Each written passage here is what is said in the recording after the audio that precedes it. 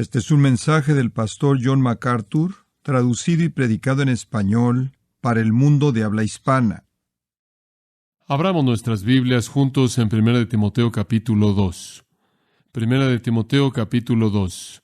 Hace un par de semanas atrás estaba leyendo un bosquejo biográfico muy interesante de una familia más bien famosa.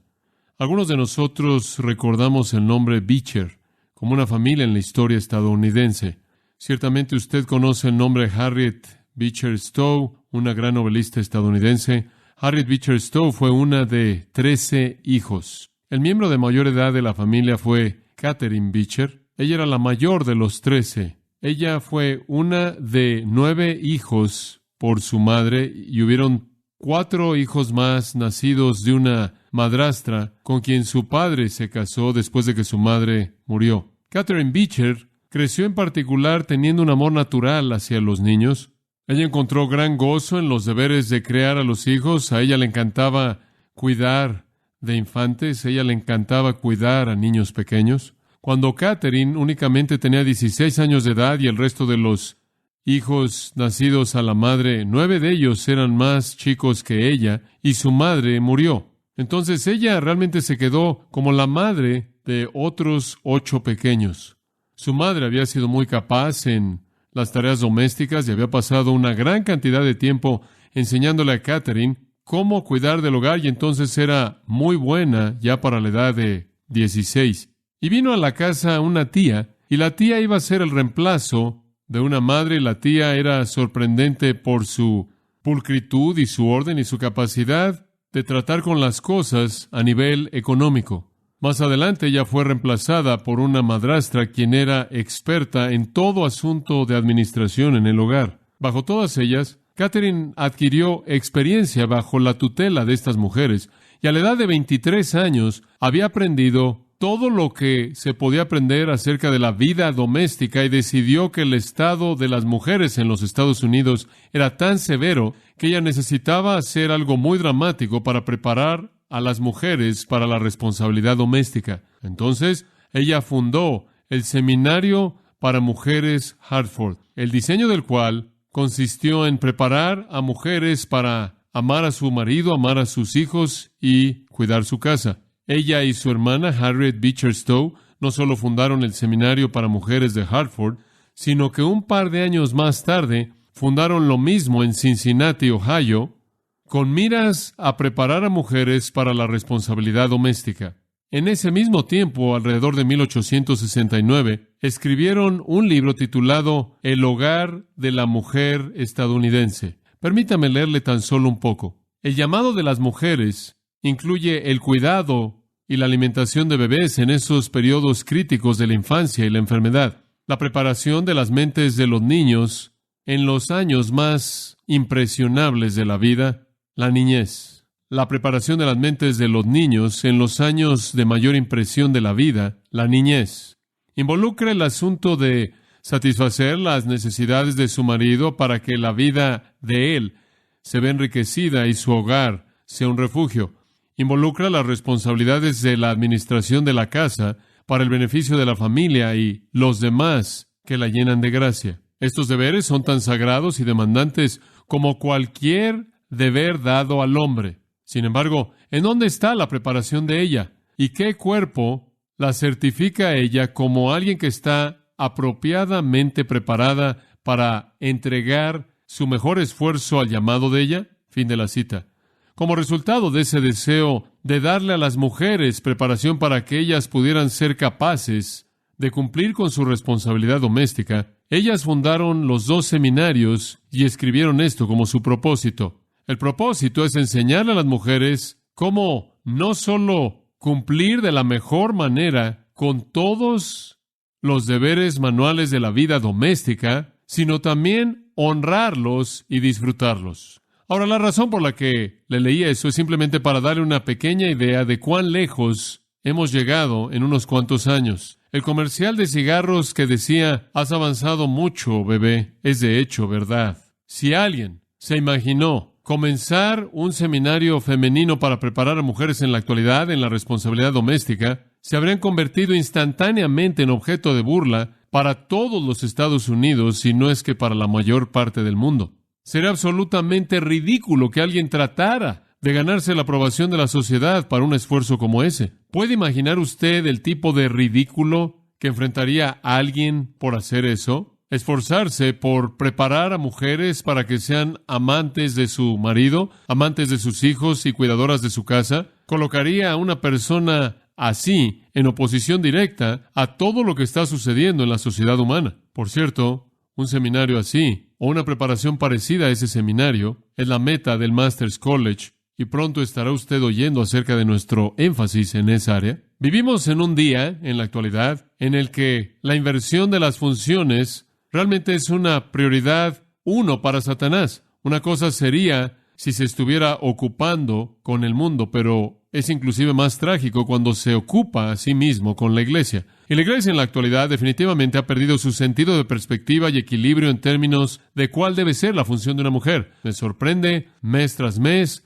ver que más y más personas evangélicas que creen en la Biblia cambian su perspectiva de la función de la mujer bajo la presión de la sociedad que los rodea. Lo triste es que entonces están instruyendo a las mujeres a negar un patrón para la vida dado por Dios y ordenado por Dios que les traería el mayor gozo, y eso es triste. Fue un problema en el día de Catherine Beecher, es un problema en la actualidad, y me gustaría añadir que fue un problema en el día en el que Pablo escribió su primera carta a Timoteo. Y conforme usted ve 1 Timoteo 2, versículos 9 al 15, verá usted que Pablo está enfrentando ese mismo problema. Él está identificando aquí un problema de mujeres que estaban tratando de usurpar la función de los hombres en la iglesia.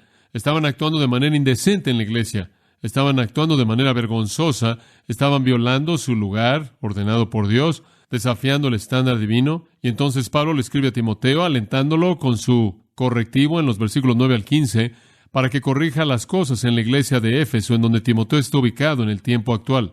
Entonces tenían sus propios problemas en ese tiempo, como tenemos el problema en este tiempo. Ahora, en los versículos 9 al 15, un pasaje muy conciso, hay 7 versículos ahí, pero son muy breves, con la excepción del versículo 9, entonces realmente no hay muchas palabras aquí, pero en unas cuantas palabras hay un tratado muy amplio de la función de las mujeres, y esa es la razón por la que estudiarlo nos ha tomado las últimas 2 semanas, esta semana y por lo menos una más, para cubrir estos versículos, porque abren un espectro tan amplio de entendimiento que debe ser explorado para poder entender la enseñanza plena de las Escrituras. Pero en estos breves versículos hay una presentación de 6 elementos relacionados con el lugar de una mujer en la iglesia. Ahora, no estamos hablando del hogar aquí, no estamos hablando de la sociedad secular aquí, únicamente estamos hablando de la iglesia. De hecho, estamos hablando de la iglesia cuando se congrega para adorar. Estamos hablando del orden de la iglesia, la conducta en la iglesia. Estos 6 elementos con los que Pablo trata son su apariencia, su actitud, su testimonio, su función, su diseño y su contribución.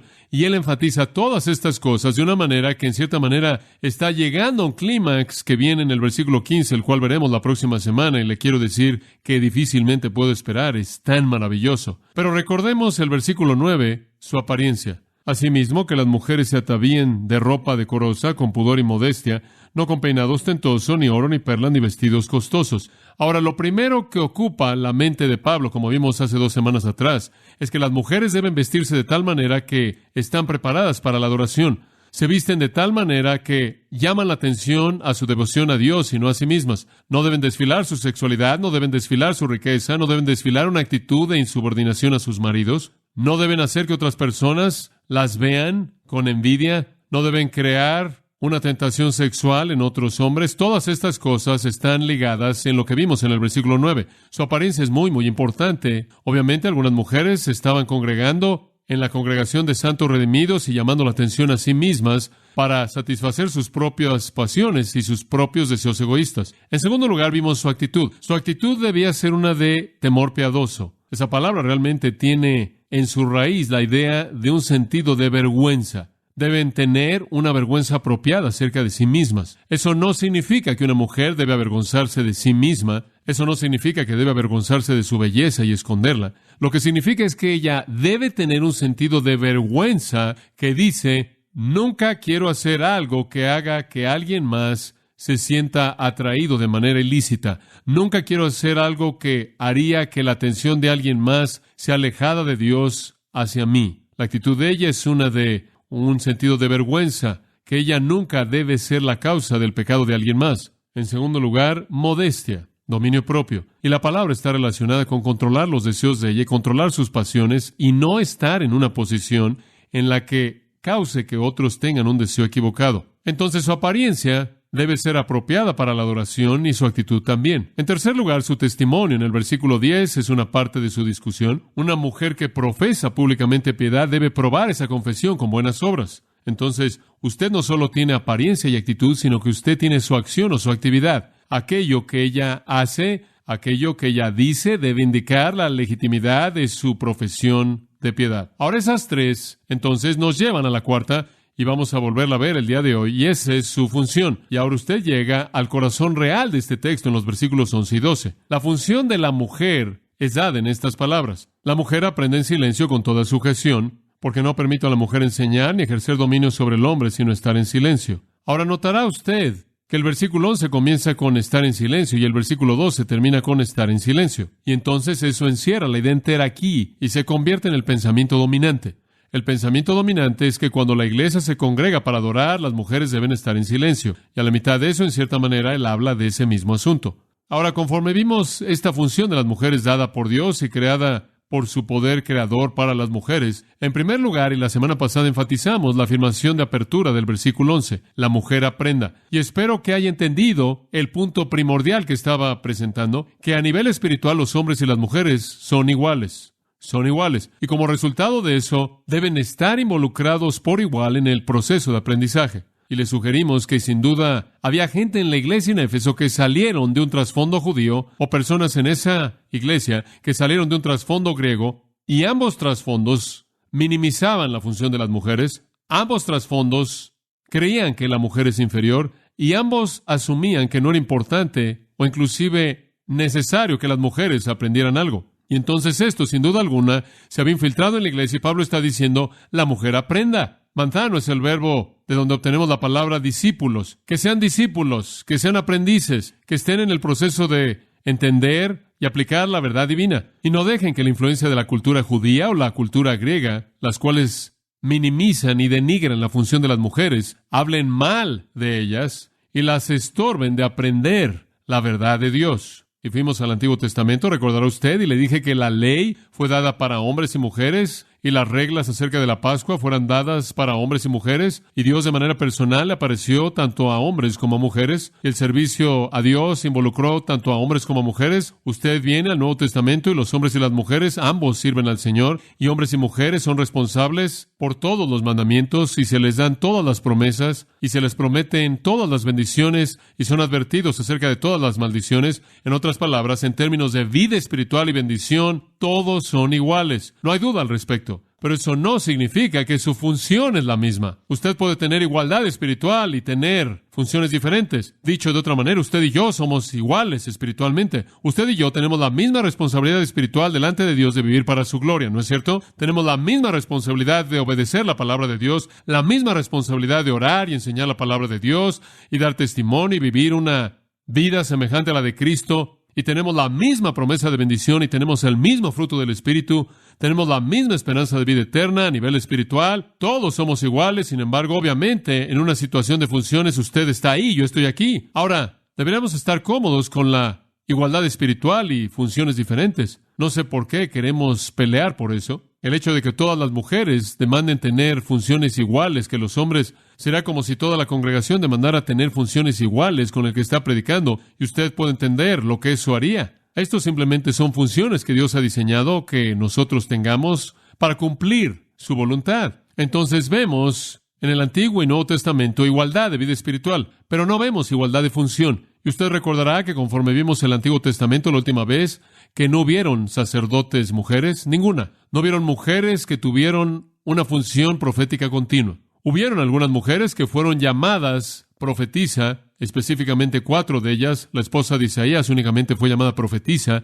porque iba a dar a luz un hijo cuyo nombre tenía un significado profético, no porque ella dijo algo. Pero María, Débora y Hulda, las 3 son llamadas profetisas, y lo único que sabemos de ellas es que cada una de ellas en la Biblia se registra que en una ocasión dieron un mensaje de Dios. No sabemos que hayan tenido un ministerio profético continuo, ciertamente no como los profetas mayores, los profetas menores, Elías, Eliseo, Moisés. No tenemos a líderes mujeres como ellos.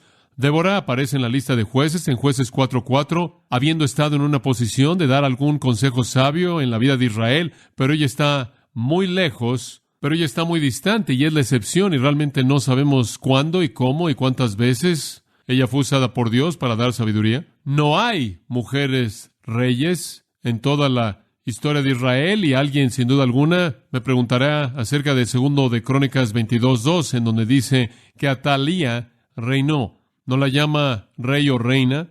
Atalía, recordará usted, fue la madre de Ocosías. Cuando él murió, ella quiso gobernar, entonces ella masacró a la simiente real entera. El único al que no mató fue a Joás, ¿recuerda usted? Él fue protegido y más adelante se convirtió en el rey, pero ella usurpó ese trono y hasta el día de hoy no está enlistada entre los reyes de esa tierra. No hubo mujeres reyes, no hubo sacerdotes mujeres, no hubo una mujer con una función profética continua, y ninguna mujer escribió un libro del Antiguo Testamento. Ruth y Esther tienen nombres de mujeres, pero no fueron escritos por mujeres. Entonces no tuvieron una función continua de liderazgo en el curso normal de la vida en la economía de Dios en el Antiguo Testamento, aunque algunas de ellas fueron usadas por Dios aquí y allá para hablar una palabra para Dios, y muchas veces una mujer profetizó, según el Salmo 68, una gran hueste son las mujeres que proclaman las buenas nuevas. Eso no significó que las mujeres no podían hablar por el Señor, claro. No, deben hablar por el Señor, pero no se les dieron las funciones de liderazgo dentro de la nación de Israel,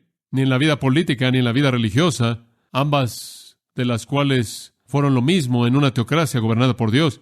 Usted llega al Nuevo Testamento y usted recordará que no hay varón y mujer en Cristo, Gálatas 3:28, y sabemos que todos somos iguales espiritualmente. Sin embargo, es muy obvio en el Nuevo Testamento que no hay mujeres apóstoles, aunque hubieron mujeres que acompañaron a Cristo y a los 12, no están incluidas en los 12. No hay mujeres profetas. Está Ana, mencionada en Lucas 2, y se dice que fue una profetisa porque su marido había muerto 7 años después de su matrimonio, y ella durante más de 80 años se quedó en el templo esperando al Mesías, y a cualquier persona que venía al templo ella le contaba del Mesías que estaba por venir, y qué gozo fue cuando ella conoció al Mesías, inclusive como un infante. Pero ella realmente es parte del Antiguo Testamento, y ella fue una profetisa en el sentido de que ella habló acerca del Mesías a cualquier persona que viniera. Y después usted ve el Nuevo Testamento de nuevo y usted ve que las 4 hijas de Felipe profetizaron, hablaron para Dios, pero muchas mujeres hablan para Dios. No sabemos nada al respecto, no son llamadas profetas. Eso habría sido después de que la iglesia comenzó y no son llamadas profetas. Simplemente dice que profetizaron, hablaron, proclamaron para Dios. Está implícito ahí. Hubieron otras mujeres, 1 Corintios 11, regresaremos a eso en un minuto, que también profetizaron, proclamaron para Dios, pero como dije, no hubieron apóstoles mujeres, ninguna mujer es llamada profeta, evangelista, pastor, maestro, anciano, y ninguna mujer escribió un libro del Nuevo Testamento. Entonces, tanto el Antiguo Testamento como el Nuevo Testamento presentan de manera clara que aunque hay igualdad a nivel espiritual, hay diferentes funciones, y todo eso fue simplemente un repaso de lo que le di la semana pasada. Entonces, si quiere los detalles de eso, escuche el mensaje de la semana pasada y va a tenerlo todo. Pero esa igualdad de aprendizaje que es dada aquí en el versículo 11 es aclarada al final del versículo. Regresemos ahí. Quiero hablar el resto del tiempo en esta mañana de la última mitad del versículo 11. La mujer aprende en silencio, y aquí viene la aclaración. En silencio con toda sujeción. En silencio con toda sujeción. Ahora, usted tiene que entender lo que está pasando en la cultura para tener una idea de lo que está pasando en esta situación. Ahora, recuerde, usted tiene en la iglesia en Éfeso una cultura gentil, como la cultura básica en la que la iglesia existe. Asia Menor, la cual es Turquía moderna, fue un lugar gentil, y las mujeres estaban ranqueadas en la religión gentil a un nivel muy bajo, muy bajo. De hecho, si usted fuera a visitar el templo de Diana de los Efesios en Éfeso, usted encontraría cientos y cientos de sacerdotisas llamadas ahí melisas, cuya función primordial consistía en actuar como prostitutas para los adoradores hombres. Debían ser usadas y descartadas. Además, cualquier mujer griega respetable, que no era algún tipo de prostituta, algún tipo de mujer así, llevaba una vida muy confinada. Ella vivía en su propia habitación y nadie más que su propio marido podía entrar. Ella ni siquiera tenía el privilegio de aparecer en la comida, a menos de que ella fuera invitada a estar ahí. Ella nunca aparecía en la calle sola, ella nunca iba a ninguna junta pública, y mucho menos llegaba a hablar o tomar alguna parte activa en una junta o reunión. Entonces usted puede entender que cuando algunas de estas mujeres se convirtieron, comenzaron a sentirse envalentonadas, dicho de manera coloquial, y ellas habrían leído el concepto que entendemos, iguales como uno en Cristo, y ellas habrían dicho, hombre, ahora es momento de que tomemos nuestro lugar. Otras mujeres estaban saliendo de un trasfondo judío. Sabemos eso porque hay indicaciones en 1 de Timoteo de que hubo una influencia judía en la iglesia en Éfeso. Entonces aquí usted tiene algunas mujeres saliendo de un trasfondo judío, el cual era muy parecido en términos de reprimir a las mujeres y mantenerlas en una especie de situación privada en términos de aprender. Y ahora estas mujeres han llegado a la fe en Jesucristo, quizás en algunos casos están creciendo más rápido que sus maridos. Entonces ellas también comiencen a sentir el anhelo de prominencia y de salirse debajo de este tipo abusivo de tradición chauvinista que han conocido. Y entonces está esta presión aplicada en la iglesia conforme estas mujeres comienzan a buscar salir de esa situación. Ahora usted añade a eso que esta iglesia era una iglesia pecaminosa. Y no es tan solo esas presiones que vienen debido a que estas mujeres están sobrereaccionando a su libertad en Cristo, sino que usted añade la pecaminosidad de la cultura que las rodeaba, la cual obviamente iba en contra de las cosas de Dios, y usted tiene a estas mujeres sueltas, inmorales en la iglesia, que están viniendo a la iglesia, desfilando su sexualidad, desfilando su riqueza, tratando de seducir y atraer a otros hombres. Usted tiene a otras mujeres que están tratando de elevarse a posiciones de enseñanza y elevarse a posiciones de liderazgo, mujeres que ya no quieren subordinarse a sus maridos, quieren usurpar la autoridad en la iglesia, la autoridad en la relación en el hogar, y la iglesia está en una gran necesidad y en un gran peligro. Y entonces, como el capítulo 3, versículo 15 dice, esta sección entera es para poner orden en la iglesia. Lo segundo que él quiere corregir después del pasaje de la oración en los versículos 1 al 8 es este asunto de la función de las mujeres, porque todo está de cabeza. Y él llama básicamente a que ellas aprendan en silencio con toda sujeción. Dos cosas ahí. Deben estar en silencio y sujetas. La palabra silencio significa simplemente eso. Hesukia simplemente significa silencio. Tenemos que definir lo que tiene la intención de decir por el contexto. La palabra sujeción es de hupotazo, lo cual significa alinearse debajo de. En otras palabras, alínense de manera apropiada y no se rebelen. No deben ser rebeldes, deben alinearse en su lugar apropiado. Entonces las mujeres deben aprender en silencio y alinearse en su lugar apropiado. Ahora, es obvio que la Biblia dice eso, y nadie va a quedar confundido en eso. Dice, la mujer aprenda en silencio. Entonces dice usted, ¿qué van a hacer con esto las personas que creen en predicadores mujeres? Bueno, van a tomar la palabra silencio y van a decir que dice no significa eso. Silencio significa un espíritu afable y apacible. Lo que significa es que cuando enseñas y predicas, lo haces de una manera silenciosa, con un espíritu callado. Muy bien, hay personas que quieren promover eso. Hay otros, por otro lado, que son estrictos y dicen, cuando dice la mujer aprende en silencio, eso es exactamente lo que significa. Ninguna mujer jamás debería hablar en la iglesia, bajo ninguna condición, ni siquiera con la persona que está sentada a su lado, ni al entrar, ni al salir. Usted sabe, lo estricto, lo que es realmente estricto. Silencio total. Las mujeres nunca dan un testimonio, las mujeres nunca oran, las mujeres nunca hablan, nada. Ahora, ¿cuál de estas dos o qué otra opción tenemos? La respuesta es muy simple. Usted siempre debe definir la terminología por el contexto, y lo único que tiene que hacer es ver el contexto para entender exactamente lo que él quiere decir con la palabra silencio. Versículo 11. La mujer aprende en silencio con toda sujeción. ¿Qué quieres decir, Pablo? No permite una mujer hacer ¿qué? Enseñar. Ese es el asunto de silencio. Ni ejercer autoridad. Ese es el asunto de sumisión. Él define exactamente lo que él quiere decir. Lo que él quiere decir con el silencio de una mujer es que él no permite a una mujer tomar la función de maestro. Lo que él quiere decir mediante la sujeción de ella es que él no permite que ella se levante, que usurpe la autoridad sobre los hombres en la vida de la iglesia. Él no quiere decir que la mujer no puede cantar una canción, él no quiere decir que en un lugar apropiado una mujer no puede hacer una oración, Él no quiere decir que ella no puede ofrecer alabanza a Dios en un momento apropiado, Él no quiere decir que ella no puede participar en la adoración, no quiere decir que ella ni siquiera puede hacer una pregunta cuando es el momento de hacer una pregunta en un espíritu apropiado y de una manera apropiada. Lo que significa es que ella no debe ser la maestra y ella no debe rebelarse en contra de la función de su misión que Dios ha diseñado para ella en la vida de la iglesia. El silencio entonces es en relación a la enseñanza, significa que ella no debe ser la maestra. Vamos a entrar a eso a más detalle la próxima semana conforme veamos lo que la frase en el versículo 12 de hecho significa. Se entiende fácilmente que la sujeción significa que ella no debe rebelarse. Ella no debe desear cambiar el patrón divino. Ahora necesitamos entender lo que esto significa. Muy bien, entonces tenemos a la iglesia, estamos viendo a la iglesia, estamos diciendo muy bien, la mujer no debe ser el maestro, eso es claro y simple. No debemos tener predicadores y maestros poniéndose de pie en la iglesia ante todo mundo, con congregaciones mixtas de hombres y mujeres que son la maestra oficial de la iglesia, el predicador oficial, dando el mensaje, el sermón, la lección. Eso es correcto, eso es muy obvio.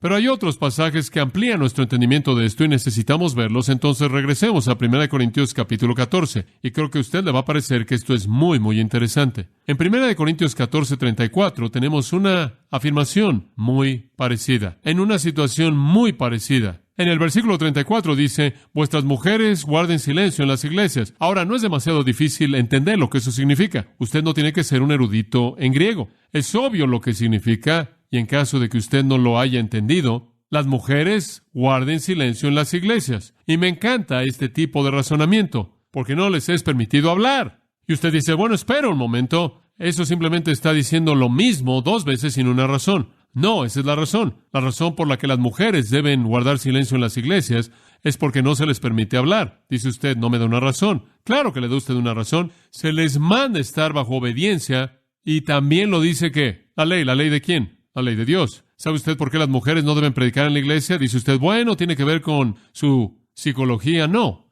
Bueno, tiene que ver con el hecho de que si usted le da a la mujer ese tipo de función, ella no tiene la mentalidad para enfrentar las cosas que vienen. No, la razón por la que no lo hacen es porque la ley de Dios dice que no lo pueden hacer. Eso es todo. Ese es el punto. No es sociológico, no es psicológico, no es patológico, no es nada. Es simplemente la ley de Dios. Entonces las mujeres deben guardar silencio en la iglesia. Dice usted, bueno, ¿pero qué significa eso? Ahora tenemos un gran debate acerca de lo que significa, de nuevo, estar en silencio. Bueno, descubramos lo que significa. No debe ser demasiado difícil, lo único que tenemos que hacer es ver el contexto.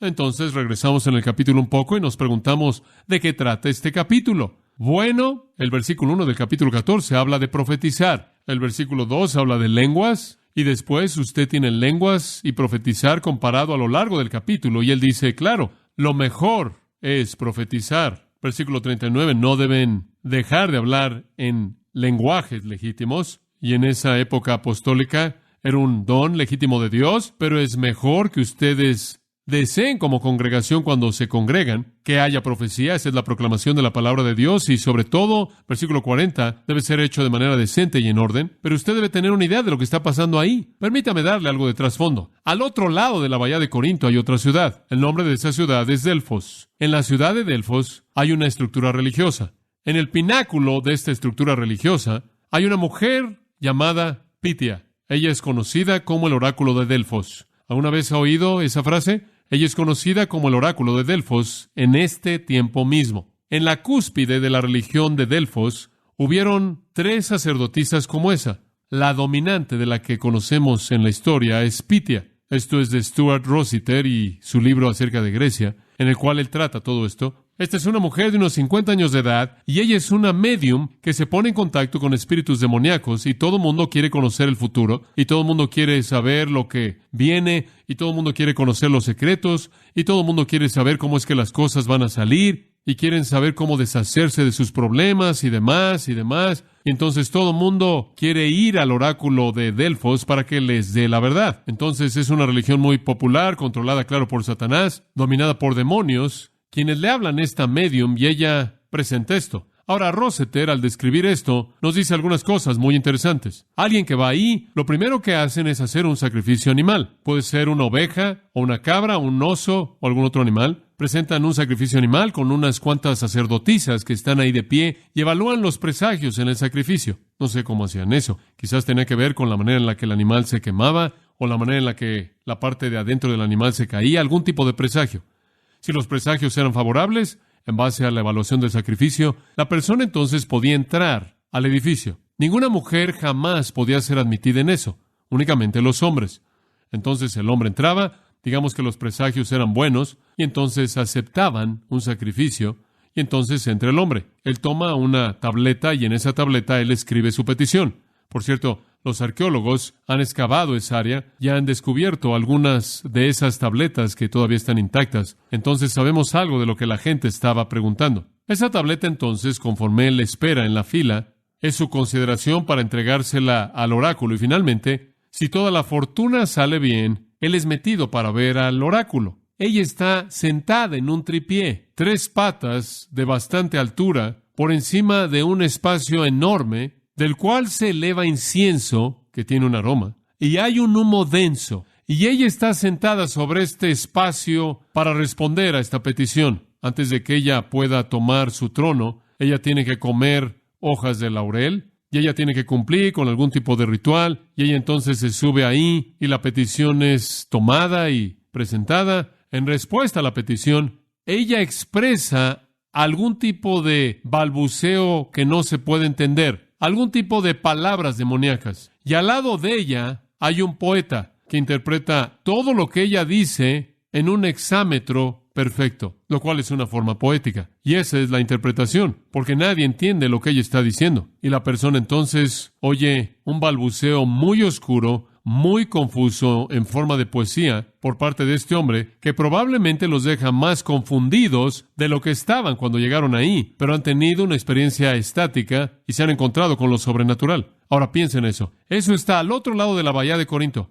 Ahora, en la iglesia de Corinto, y Satanás siempre falsifica algo que Dios hace. Si Dios tiene un don verdadero de lenguajes y un don verdadero de interpretación y un don verdadero de profetizar y de hablar la palabra de Dios, y un don verdadero de profetizar y un don verdadero de proclamar la palabra de Dios, entonces Satanás va a entrar y se va a acercar lo más que pueda y falsificar todo eso. Y entonces usted tiene algunas personas que llegan a la asamblea corintia y lo que están haciendo es un tipo de situaciones de médiums, del ocultismo, demoníacos, y están presentando este mismo tipo de balbuceos que salieron del oráculo de Delfos y ese mismo tipo de cosas proféticas oscuras, absurdas, que están pasando por allá y están haciéndolo supuestamente en el nombre de Cristo y la iglesia. Algunas personas en la iglesia están operando con los dones verdaderos y la gente en la iglesia no está evaluando de manera apropiada la situación. Y lo que usted tiene en Corinto es una confusión absoluta.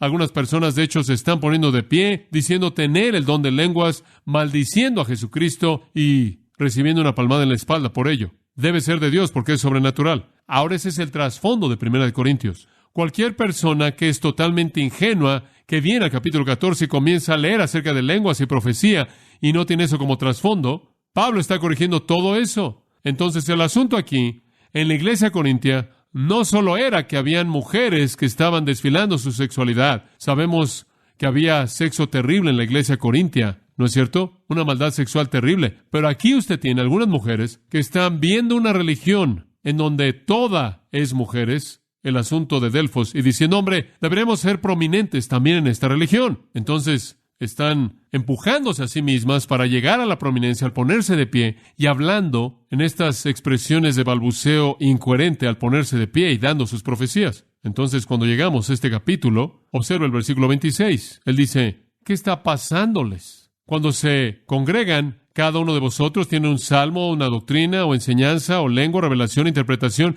que todo se ha hecho decentemente y en orden. Arreglen este desastre. Y después él dice, no más de 2 o 3 personas en lenguas, nunca sin un intérprete. No dejen que los profetas hablen excepto 2 o 3 de ellos, y todo el mundo evalúe lo que ellos dicen para ver si realmente conocen al Señor, si realmente hablan la verdad. Corrijan esto, versículo 33, porque Dios no es el autor de ¿qué? De confusión. Y después en el versículo 34, él dijo, las mujeres guarden silencio. ¿Guarden silencio acerca de qué? Bueno, es obvio. Guarden silencio no hablen públicamente en la asamblea de la iglesia, ni en balbuceo estático, ni en profecía. Entonces, si vemos 1 Timoteo, vemos que las mujeres no deben predicar o enseñar. Si vemos 1 Corintios 14, 34 y 35, podemos concluir que las mujeres simplemente no deben hablar en lenguas y las mujeres no deben dar profecías en la iglesia. No deben proclamar en la iglesia. ¿Por qué? No se les permite. ¿Por qué? Deben estar bajo obediencia. ¿Por qué? La ley de Dios dice eso. Aquí viene. Porque es impropio que las mujeres hablen en la iglesia.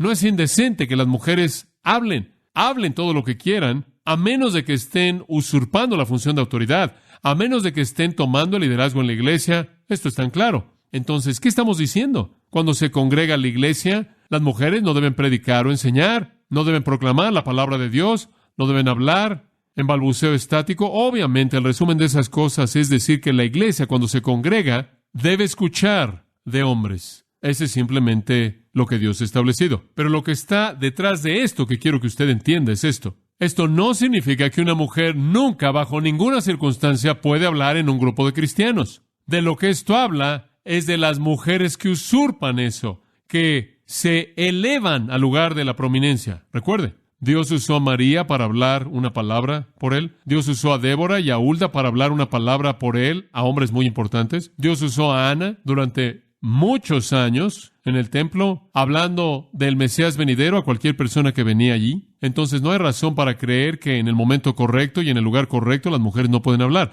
Cuando Pablo viajó en sus viajes a lo largo del libro de los Hechos, dice que él llegó a un área, a una iglesia, y él dialogó con ellos a partir de las Escrituras. Yo creo que habían hombres y mujeres. Yo creo que las mujeres pueden hacer preguntas honestas en un formato correcto y respondidas por el apóstol Pablo. Creo que hubo un tiempo y un lugar para que las mujeres hablaran y dieran un testimonio de alabanza del Señor. No creo que él está diciendo que ellas nunca pueden hacer eso. Lo que él está diciendo es que no pueden colocarse en una posición de liderazgo en la iglesia de tal manera que se convierten en las que dominan la iglesia con su autoridad y su enseñanza y sus dones. Hay un lugar claro cuando es el ambiente correcto y pedimos que hagan preguntas en donde una mujer tiene todo derecho de hacer una pregunta en un espíritu correcto, así como un hombre. Hay un tiempo cuando pedimos que se ofrezca alabanza a Dios, cuando una mujer tiene todo derecho de alabar a Dios, así como cualquier otra persona. Ahí es cuando el predicador o maestro desvía la responsabilidad de la comunicación a su congregación y le dice, quiero oír de ustedes. Pero ese no fue el asunto aquí. El asunto aquí fue interrupción. El asunto aquí fue usurpación. Ese es un asunto diferente. Entonces, entendemos lo que él está diciendo. Ahora regresemos a 1 Corintios 11, porque no podemos entender todo este panorama sin entender este pasaje. Por cierto, en el capítulo 14, él dice que no hagan eso, que es absolutamente impensable, porque él dice en el versículo 36, ¿qué? ¿Vino la palabra de Dios de ustedes? ¿O vino ustedes únicamente? En otras palabras, él dice, si ustedes desafían esto, nos están diciendo que son el originador de la palabra de Dios, van a decidir cómo debe ser hecho, quizás únicamente fue escrita para ustedes, para torcerla como ustedes quisieran. Es ridículo para él. ¿Qué? ¿Escribiste tú la Biblia? Ustedes que quieren ejercer autoridad en la iglesia, ustedes que quieren hablar y proclamar y ser los predicadores maestros y los que profetizan y los que hablan en lenguas y todo eso, simplemente es ridículo. Simplemente es absurdo imaginar que usted puede torcer las Escrituras, que usted puede hacerlo como a usted le agrade. Y regresando a 1 Corintios capítulo 11, versículo 2, él dice, os alabo, hermanos, porque me recuerdan en todas las cosas y guardan las ordenanzas como yo se las entregué. Con frecuencia nos quedamos con la idea de que toda persona en Corinto era corrupta, pero este versículo nos dice que no es así. Hubo un gran número ahí que no lo era. Y él dice, yo sé que me recuerdan en todas las cosas y guardan los mandamientos u ordenanzas de la manera en la que se las entregué. Pero hay algo que necesitan saber. Ahora recuerde, este es Corinto. En medio de Corinto había un templo a Afrodita, 1000 prostitutas sacerdotisas con las cabezas descubiertas y expuestas y su cabello corto, desfilando su sexualidad, tratando de atraer a hombres para que se involucraran en actos sexuales en el templo. Colocado ahí, en la parte de arriba de Corinto, en la cima del monte afuera de Corinto, estaba este templo grande, y estas mujeres de nuevo desfilando su liberación, desfilando su sexualidad. Había una actitud entera ahí, muy parecida a la de Éfeso. Entonces, él dice, yo sé que ustedes me obedecen, yo sé que ustedes se acuerdan de lo que dije, pero quiero decirles esto. Tienen que reconocer que la cabeza de todo hombre es Cristo, y la cabeza de la mujer es el hombre, y la cabeza de Cristo es Dios. Tienen que entender una cosa, las mujeres son colocadas en un lugar de sumisión a los hombres. Simplemente así es. Y de nuevo lo recuerdo, eso no es para decir que las mujeres no pueden hablar, no es para decir que las mujeres no pueden orar, es para entender como un objetivo clave que el hombre es la cabeza de la mujer. Ahora observe de nuevo el versículo 3. Nadie discute por esto. La cabeza de todo hombre es Cristo. ¿Conoce usted a alguien que no cree eso? ¿Conoce usted a alguien que tiene una especie de liberación del cristiano que demanda igualdad con Cristo? ¿Alguien que anda por todos lados diciendo, quiero ser igual con Cristo, de lo contrario olvídalo? No. Y todo el mundo entiende que Dios es la cabeza de Cristo. Cristo viene en sujeción a su Padre, se convierte en un siervo, adoptó la forma de un siervo, humildad y todo eso, Filipenses 2, la kenosis. Entonces, ¿por qué debatimos acerca del hecho de que el hombre es la cabeza de la mujer? Eso es simplemente básico. Entonces, permítame darle un detalle cultural. En Corinto, la mujer, como costumbre, se cubría la cabeza. Así era como una mujer identificaba su humildad. Así es como ella se escondía, como si dijera, no estoy disponible, pertenezco a un hombre. Y esa era su modestia, esa era su feminidad. Así es como ella se conducía y así es como ella se arreglaba para demostrar su feminidad. En la sociedad corintia, los hombres no se cubrían la cabeza. Sus cabezas estaban descubiertas, sus rostros abiertos, y eso como la marca de masculinidad. De alguna manera, en la iglesia corintia, estas cosas se estaban invirtiendo. Y las mujeres estaban orando y hablando la palabra de Dios con sus cabezas descubiertas. De hecho, en cierta manera, identificándose con las prostitutas y el movimiento de liberación de mujeres, y los hombres, quizás de algún trasfondo judío o algo así, se estaban cubriendo sus cabezas y orando, y la gente los estaba viendo y diciendo, son afeminados. Entonces, él dice en el versículo 4, miren, todo hombre que ora o profetiza con su cabeza descubierta, deshonra su cabeza. Entonces, él dice en el versículo 4, miren, todo varón que ora o profetiza con la cabeza cubierta, afrenta su cabeza. ¿Qué están haciendo? No hagan eso. ¿Por qué? Dice usted, ¿quieres decir que es un pecado colocarte algo en tu cabeza cuando oras? No, a menos de que tu cultura perciba eso como algo que es femenino. Y el punto ahí era que si un hombre se cubría a sí mismo, estaba actuando como una mujer. Los hombres no hacían eso. Versículo 5. Pero toda mujer que ora o profetiza con la cabeza descubierta, afrenta su cabeza, porque lo mismo es que si se hubiese rapado. Bien podría destruir toda su feminidad, verse como una prostituta o alguna persona liberada. Versículo 7. Porque el varón no debe cubrirse la cabeza. Como puede ver en su sociedad, eso decía algo. Entonces Pablo está diciendo esto. Ahora escuche con atención. Observa tu sociedad e identifica los símbolos. ¿Cuáles son los símbolos de la feminidad de nuestra sociedad? ¿Cuáles son los símbolos de masculinidad? E identifícate con ellos si no violan las Escrituras, si no violan el diseño de Dios para la moralidad. Entonces, adhiérete a esos símbolos porque eso le dice algo a tu sociedad. Escuche, inclusive esta sociedad en la actualidad todavía sabe cuando una mujer se ve como una mujer. Hay símbolos en nuestra sociedad para la feminidad. Y usted sabe, también como yo, que usted puede ver una mujer que obviamente ha adaptado los símbolos de feminidad y se ve como una mujer, y usted puede ver a otra mujer que se ve como si se está rebelando en contra de todo lo que la feminidad significa. ¿No pueden identificar esa diferencia? Claro que puede, porque inclusive nuestra sociedad tiene símbolos. Toda sociedad los tiene. Nuestra sociedad tiene símbolos de masculinidad.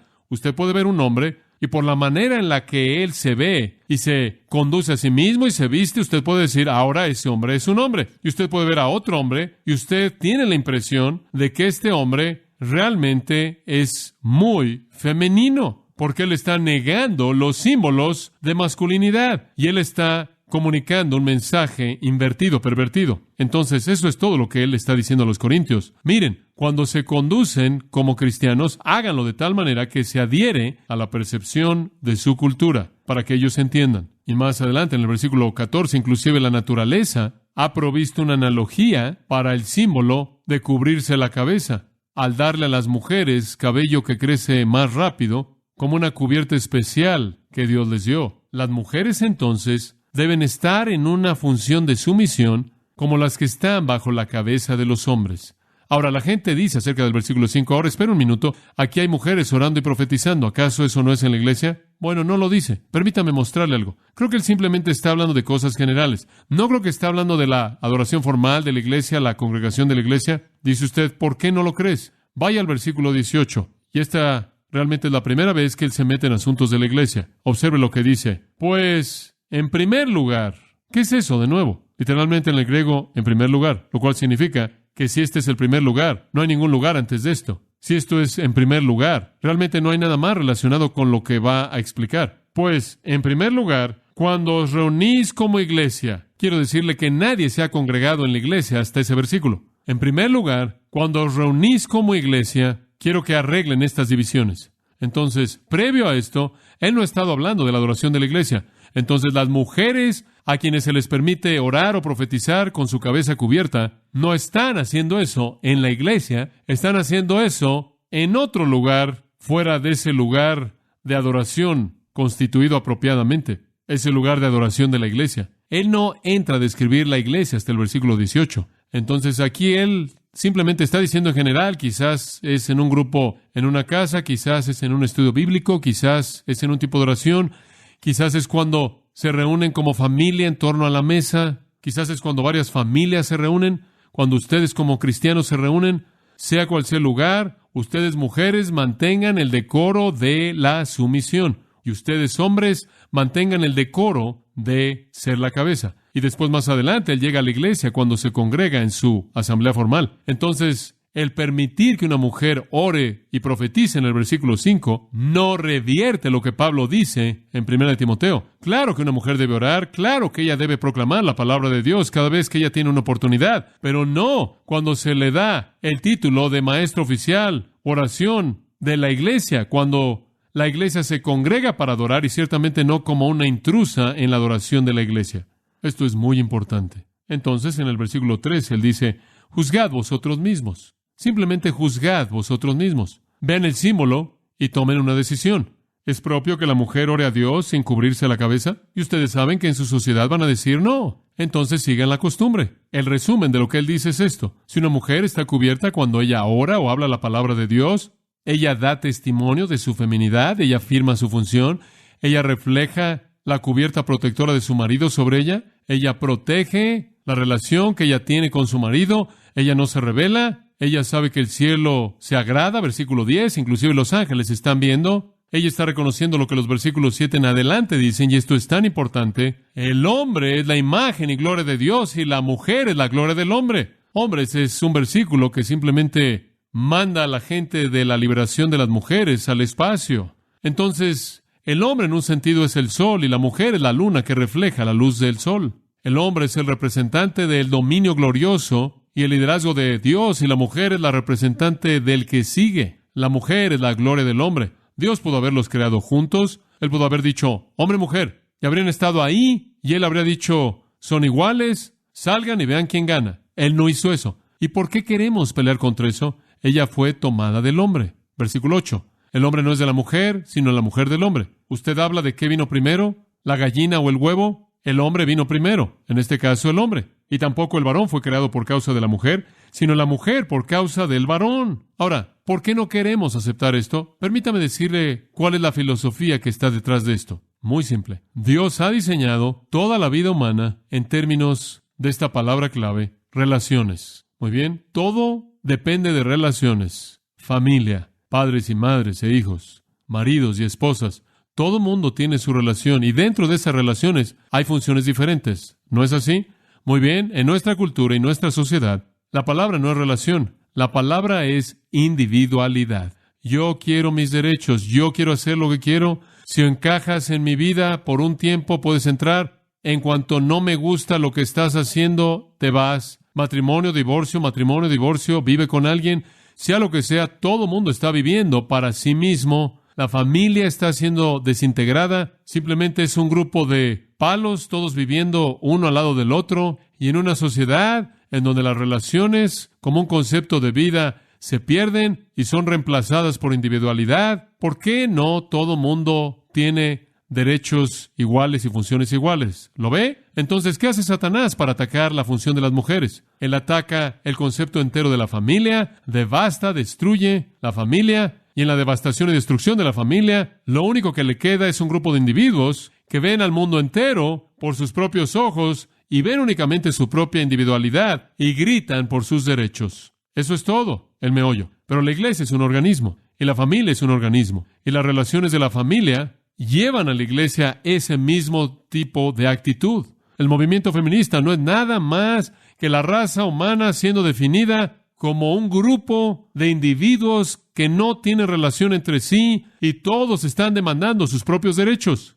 Esa es la gran mentira de Satanás. Ahora le voy a decir con honestidad, usted quizás no esté de acuerdo con lo que Pablo dice, quizás a usted no le guste lo que él dijo, pero lo dijo y es obvio lo que él dijo. Dice usted, bueno, ahora, ¿cuándo es que las mujeres pueden profetizar? Cada vez que usted quiera hablar la palabra de Dios, háblela. Cada vez que usted quiera y en cualquier lugar, pero no trate de apoderarse de la iglesia. No trate de entrar en el territorio en el que a usted no se le permite entrar. Una mujer puede hablar la verdad. Ana la habló. María, cuando ella presentó su Magnificat en el anuncio del nacimiento de Cristo, proclamó la palabra de Dios y nadie más modeló la virtud de la feminidad como ella. Escuchen, mujeres, oro a Dios porque proclamen la verdad una y otra vez mientras vivan. Dicen, ¿qué hay de un estudio bíblico? ¿Podemos compartir lo que vemos? Claro, claro. En el ambiente correcto, cuando eso les es dado a ustedes, cuando el liderazgo dice, sí, queremos oír de ti, comparte lo que el Espíritu de Dios está haciendo, ofrece alabanza a Dios. Sí, dices, ¿qué acerca de orar? ¿Pueden las mujeres orar? ¿Qué tal si hay hombres ahí? ¿Puede la mujer todavía orar? Observe, Lucas, vea Hechos 1. En Hechos capítulo 1 tenemos una reunión de oración. Versículo 13. Vinieron en Jerusalén del Monte de los Olivos y subieron al aposento alto y ahí estaban Pedro, Jacobo, Juan, Andrés, Felipe, Tomás, Bartolomeo, Mateo, Jacobo el hijo de Alfeo, Simón el celote y Judas el hijo de Jacobo. Esto es lo que quedó después de Judas, claro, quien es llamado Iscariote, ya se fue. Aquí están los discípulos que quedan. Ahora observa el versículo 14. Todos ellos continuaron unánimes. ¿En qué? ¿Qué estaban haciendo allá arriba? En oración y súplica. Observe esto. Con las mujeres y María, la madre de Jesús, y con sus hermanos. ¿Pueden las mujeres reunirse con hombres y tener una reunión de oración? Claro, hay una aquí. E involucró a los 11 discípulos, a muchas mujeres, incluyendo a María y algunas otras personas. De hecho, ¿cuántos estuvieron ahí en ese aposento alto? 120, ¿no es cierto? Tuvieron una reunión de oración. Hay un tiempo y lugar para que las mujeres proclamen la palabra de Dios. Hay un tiempo y lugar para que una mujer ore. Hay un tiempo y lugar cuando se le pide que una mujer comparta una pregunta. El punto de todas estas cosas es esto. Usted regresa a 1 Timoteo de nuevo y es muy obvio lo que él quiere decir cuando él dice la mujer aprende en silencio. Él está hablando en la congregación oficial de la iglesia y él quiere decir su silencio en el sentido de que no permito a una mujer enseñar, y lo que le mostraré la semana próxima es que esa frase, una mujer enseñar, literalmente en el griego debería ser traducida, no permito que haya una mujer maestro como una función oficial continua. Simplemente eso es coherente con el Antiguo Testamento, en donde no hubo mujeres reyes, ni mujeres profetas, ni mujeres sacerdotes, ni escritores de la Biblia mujeres. En el Nuevo Testamento, ni profetas mujeres. En el sentido continuo del Nuevo Testamento del profeta, no hubo evangelistas mujeres, no hubo mujeres, pastores maestros, no hubo ancianos mujeres, no hay escritores mujeres de la Biblia. Entonces, ¿por qué estamos preocupados cuando la iglesia sigue con el mismo patrón? Cuando llegamos al orden de la adoración de la iglesia, esa responsabilidad de ser el predicador, el maestro, el que habla por Dios, el que guía en oración, como vimos en el versículo 8, en donde dice, mando que los hombres oren, el que guía a la congregación ante el trono de Dios. Esta es una función dada a los hombres. Dice usted, bueno, ahora, ¿por qué es que Dios le dio todas las cosas buenas a los hombres y nos deja a las mujeres simplemente sentadas aquí escuchando en silencio? ¿Quiere saber una cosa? Nosotros tenemos la parte fácil. Dice usted, bueno, ¿dónde está el equilibrio? Venga la próxima semana. Es exactamente en lo que voy a entrar y es exactamente en lo que quería entrar hoy, pero no pude llegar ahí. Simplemente no puedo ir lo suficientemente rápido. Inclinémonos en oración. Padre, cuán agradecidos estamos.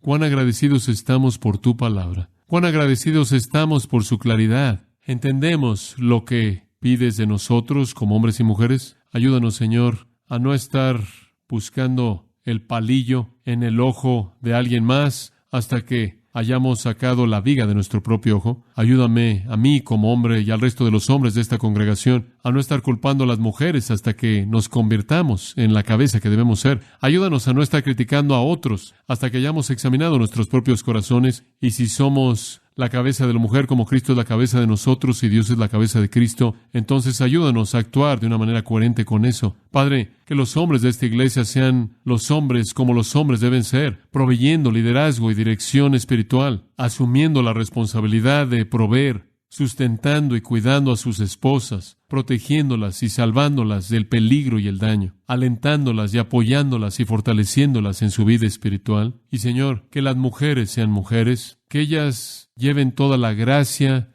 y la belleza y la hermosura de la feminidad, que ellas disfruten de todo el privilegio espiritual, la promesa, bendición, instrucción, que ellas estén en la línea frontal en la oración, en la línea frontal al hablar, al proclamar la palabra de verdad, y entender que en esa función que está diseñada para ellas hay satisfacción completa. Te damos gracias porque tú le has dado a la iglesia maestros, hombres piadosos, que pueden estar en lugar de Cristo como sus representantes, reflejando su gloria ante la congregación. Oramos porque siempre seamos fieles a ese diseño, para que podamos ver que el lugar de los hombres está en el liderazgo oficial de la iglesia, la enseñanza, la predicación, la oración, la toma de decisiones, la autoridad de guiar a la iglesia, y que la función de las mujeres es aprender todo lo que puedan y venir al lado de ellos en su misión, para que ellas puedan estar preparadas para esa tarea profunda y de un impacto grande que es de ellas dentro del hogar, como veremos en nuestro próximo estudio juntos.